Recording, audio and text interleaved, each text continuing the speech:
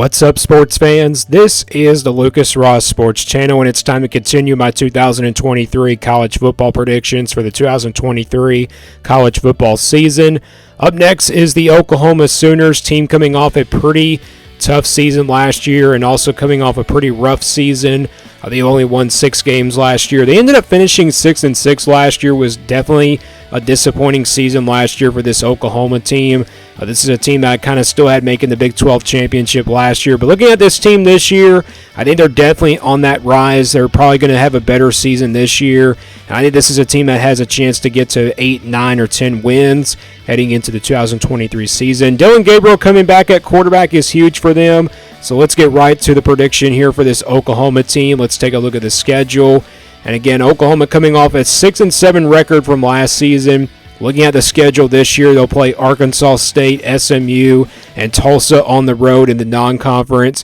Not a pretty tough non-conference schedule for Oklahoma. That's the really good sign. You do have to play Tulsa on the road, but I really don't expect that Tulsa team to be really much of a big problem there for this Oklahoma team. And you got the Big 12 schedule. Of course, this is the last year for Oklahoma. They'll be heading to the SEC next season. They'll be heading to a different conference. The same thing with Texas. They'll be joining Texas in that conversation in a different conference next year. So this will be Oklahoma's last year heading into the Big 12. And you look at the newcomers they'll play in the Big 12 this year. They'll play Cincinnati on the road, UCF, and BYU on the road. So they get 3 newcomers in the Big 12 this year. They'll play, of course, Cincinnati and BYU both on the road, and they'll play UCF at home. Of course, that's Dillon Gabriel's former team.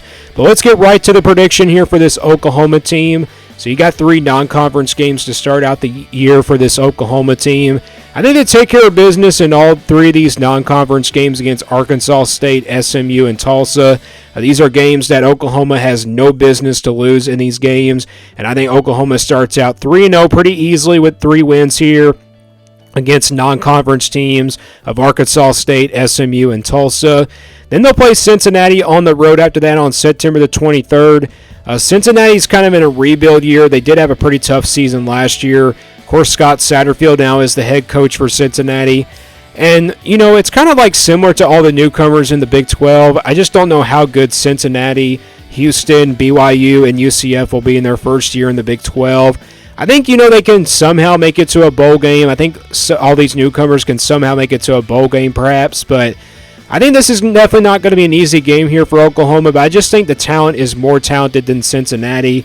And like I said, Cincinnati's kind of in a rebuild year. It's not really a rebuild year. It's just, you know, a different coaching staff and everything. With that being said, I think Oklahoma goes on the road and defeats Cincinnati. I just think they're way too talented here, and I think Oklahoma defeats Cincinnati in a close one on the road. Then they'll play Iowa State here on September the 30th. Iowa State was pretty young last year. Of course, I think they'll be better this upcoming season. I don't think they're going to be a bowl team, but I think they'll definitely compete in the Big 12 this year.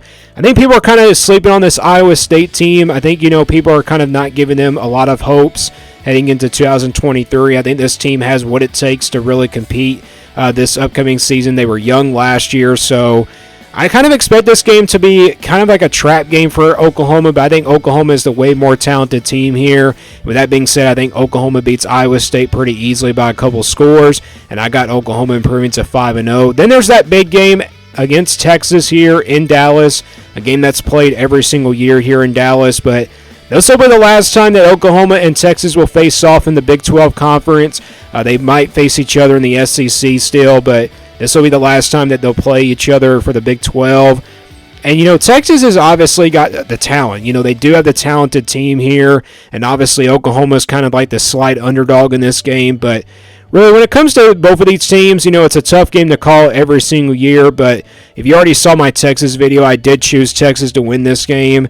And when it comes to neutral site games, I usually choose the, you know, team that has the most production coming back, the returning production coming back, I should say. And it belonged to Texas. So Texas has the advantage, and obviously I think the more talented roster. Both of these teams could be sitting here undefeated by this time. And I think Texas is the more experienced team, and I think that's what gets them the win. And I think they give Oklahoma their first loss of the season. So I got Oklahoma now falling to 5-1. Then it's UCF after that on October the 21st. They'll get a bye week after that Texas game. And UCF, I kind of expect them to compete in this game. I don't think it's going to be really a game that will be a blowout. I think UCF will compete in this game. I think this is a underdog UCF team. Of course, Dylan Gabriel used to play for them, so this will be kind of an emotional game for him. But Oklahoma's at home in this game. I really don't see them having any problems against the UCF Knights in this one. And with that being said, I think Oklahoma gets a win here over UCF, maybe by a couple scores. So I got Oklahoma now getting a redemption win after that Texas loss. Then they'll play Kansas on the road next year on October 28th. This is definitely a trap game here for Oklahoma.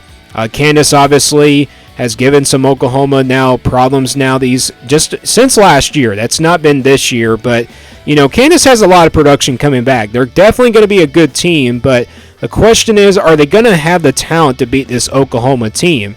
I just really don't think that's going to be the case. I think Kansas has a long way to go before they can recruit at a high level where Oklahoma is and obviously Texas is. But, Oklahoma and Texas are moving on to the SEC next year. So Kansas maybe, can have a really good opportunity to have a good season next year. But this year, I think Oklahoma is just way more talented than Kansas. And with that being said, this is a trap game, but I think Oklahoma survives a close one here against the Jayhawks. I'm going with Oklahoma here, and I got Oklahoma improving to 7-1. Then there's Oklahoma State on the road next here on November 4th. Oklahoma State, obviously. Look, I know they lost a lot of people in the transfer portal. They lost Barry Sanders. Of course, he transferred over to Ole Miss. I think this is still a talented Oklahoma State team. I'm not saying they're going to be really bad this year. I think they're definitely right there in that conversation for a Big 12 championship chance. Because remember a couple years ago they did that. They were there a couple years ago, and it could be, a big surprise that Oklahoma State could really have a big surprise season. It's one of those rival games you just never know what can happen. It's obviously a 50-50 game for me, and it's one of those upset alert type games because this is the month of November, and Oklahoma's kind of sitting there at the playoff race, and I think it's an upset here. I'm going to go with Oklahoma State here to knock off Oklahoma in this rival game and go for an upset. I just think it's one of those tough games to call. And with that being said, 50-50 game, and obviously home field advantage does favor the Cowboys. So I'm going with Oklahoma State here for the upset, and I got Oklahoma losing their second game here on the road at Oklahoma State. Then they'll play West Virginia after that at home on November the 11th. I think this is an easy win here for Oklahoma. I really don't see West Virginia being all that good this year. I just don't expect them to be really a contender in the Big 12 this season. So with that being said, I think Oklahoma gets an easy win there against the Mountaineers. Then there's that game on the road at BYU. Another trap game here for Oklahoma. I know BYU lost a lot of production last year, but I think this team can definitely compete with this Oklahoma team. I think they can probably slow down the Oklahoma offense just a little bit.